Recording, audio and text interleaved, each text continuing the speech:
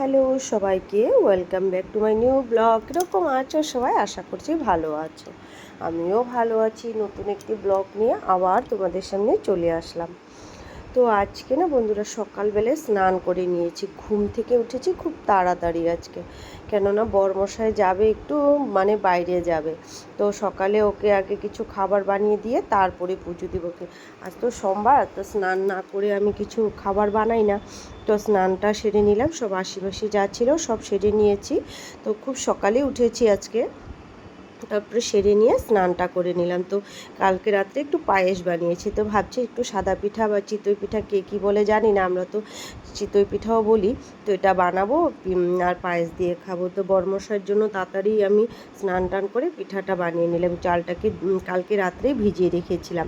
তো এই যে চালটাকে মিক্সিতে দিয়ে একটু পেস্ট করে নিলাম, তারপরে এই যেভাবে বানিয়ে নিলাম। মাটির খোলাতে দিয়ে আমরা বানাই, তো এটাতে খুব সুন্দর হয় পিঠাগুলো। তো এইভাবে বানিয়ে নিয়ে ওকে খাওয়া দিয়ে দিলাম। তো খেয়ে বেরিয়ে গেল।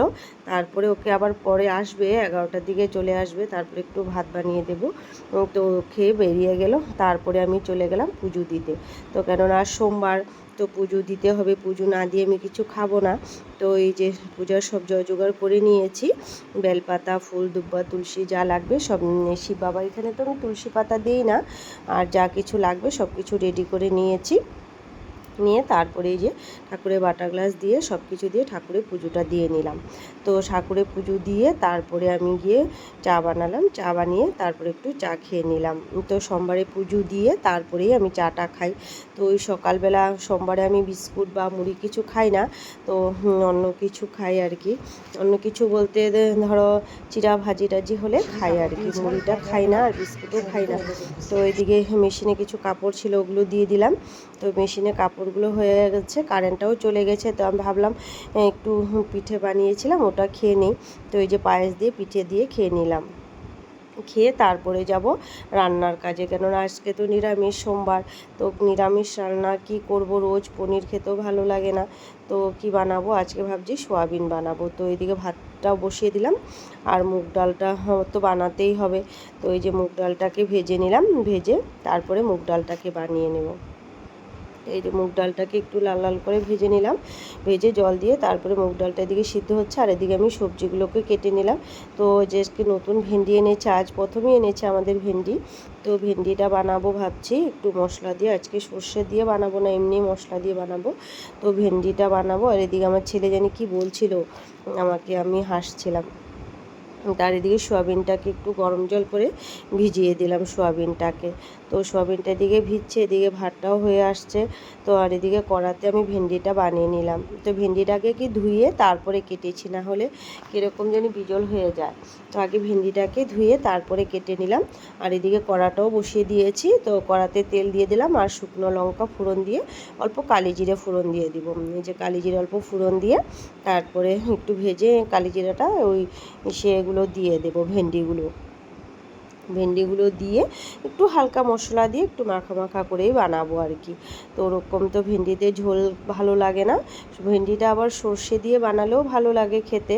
নানানভাবেই বানানো যায় ভেন্ডি, এখন কচি থাকে ভেন্ডিগুলো খেতে ভালো লাগে। আর এখন তো সবজির দিন ছিল, শীতের সময়, এখন তো সবজি এত ওরকম বেশি শীতের মতো পাওয়া যায় না, এইগুলোই খেতে হয়। তার কয়দিন পরে কাঁকরোল বের হবে, তো এইগুলোই খাবো আর কি করবো। এই যে দেখো ভেন্ডিটা আমার হয়ে গেল।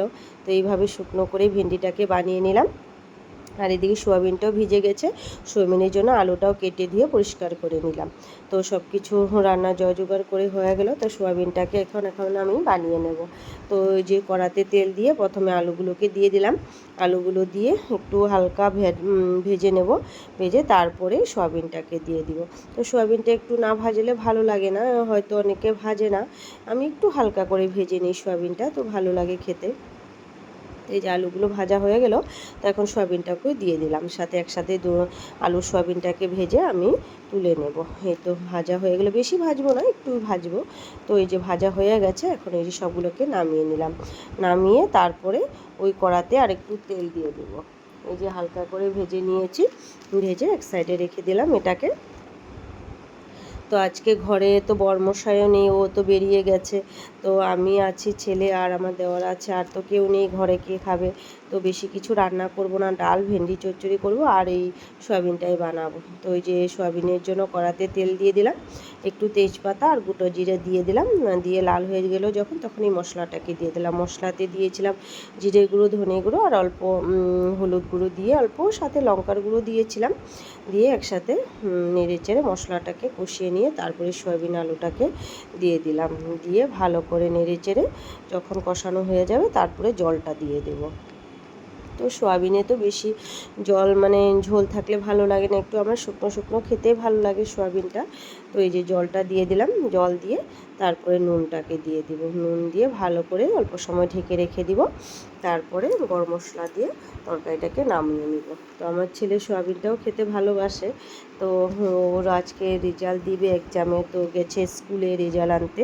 তো ওইদিকে আমারও টেনশন হচ্ছে কি হয়েছে রেজাল্ট জানি না। তো ওইদিকে দেখো মেয়ে ফ্রিজে জুস ছিল, বলছে মা জুস খাবো, তো ওদের জন্য জুসটা এই যে গ্লাসে ঢেলে দিলাম। তো আমার ভাইয়ের ছেলে এসেছে, ওর সাথে খেলা করে, তো ওকে এক গ্লাস দিয়ে দিলাম। আর আমার মেয়ে, ও তো খেতে চায় না অত একটা বেশি, তো না লাগবেই ওর। তো ওই যে দুজনের জন্য বেড়ে নিয়েছে, তো ওকে ডাকছে, ও ক্যামেরার সামনে আসছে না, মোবাইল দেখছিল, তো আমার ভাইয়ের ছেলেকে দিয়ে দিলাম, আর ওকেও দিয়ে দিয়েছে, ও তো বেশি খাবে না, নষ্ট করবে। তো ওই যে ওদের দুজনকে জুসটা দিয়ে তারপরে আমি চলে গেলাম আমার রান্নার কাছে। তো ওই যে দেখে সোয়াবিনটা আমার হয়ে গেল, তো সবাই দুপুরের খাওয়া দাওয়া করে নিলাম, সবাই একসাথে বসে এই যে খাওয়া দাওয়া করে নিলাম। সবাইকে টাটা, বাই বাই। আর আমার ব্লগগুলো তোমাদের কেমন লাগে অবশ্যই একটু কমেন্টসে জানাবে বন্ধুরা। সবাইকে জানাই টাটা, বাই বাই, ভালো থেকো, সুস্থ থেকো।